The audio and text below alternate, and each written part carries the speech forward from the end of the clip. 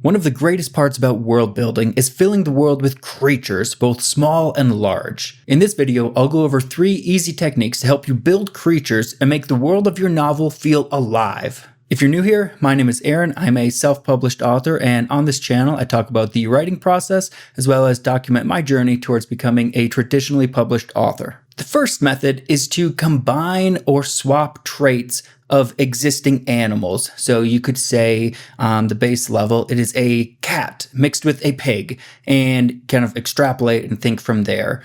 Or you can swap out different characteristics. So take an animal, let's take a panther, and instead of fur, we could cover it in scales or cover it in feathers.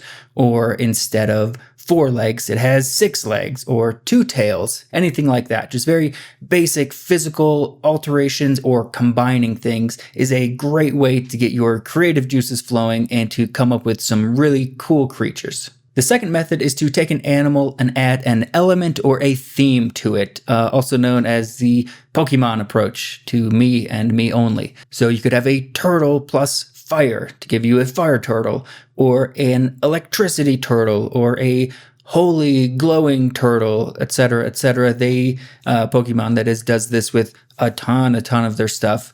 And it's a really great approach, especially if you're building a world on a certain environmental theme. So if it's an ice world, then you can just take a lot of regular animals and modify them so that they are more Arctic or able to endure the cold winters. The third and final method is to start with the end in mind. And what I mean by that is to think of what niche this creature will fill in the environment. There's smaller herbivores or different things, or especially more specifically, what purpose could people or your civilizations use it for? So for example, say you wanted an animal to haul something, very common, working horse, an oxen, anything like that.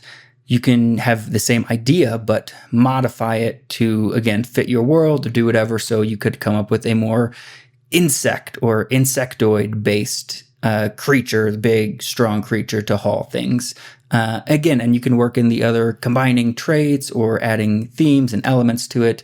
But okay, that's you're designing the creature around a purpose that it will fulfill in the world. And then this is going to make it a lot easier to include in your scenes without just doing an info dump. So instead of, the merchant cart was pulled on by an oxen, you can say, oh, the merchant cart was pulled on by a cow, an insect cow, anything like that. Or another example is you could think of transportation. So if you had a 2 civilizations through a thick jungle and you wanted a way to transport people or goods through there, one option you could come up with is a massive centipede that has like this tunnel that it takes through the jungle, and maybe the people enchant it, and that's what gets it to go back and forth without eating everyone. You could have eating everyone, these creatures built into the world. You could have when things go wrong, when they aren't able to be controlled. You could throw that in. Maybe these people with the giant centipedes, and they're really useful for this because they can crawl up and over and around all these obstacles. Maybe they have a pheromone line they paint, like that's their version of the conductor, is somebody running out ahead of this massive creature because maybe it's slow but it can go a long ways, and spraying these different pheromone lines. That could be a line runner, a job or something like that.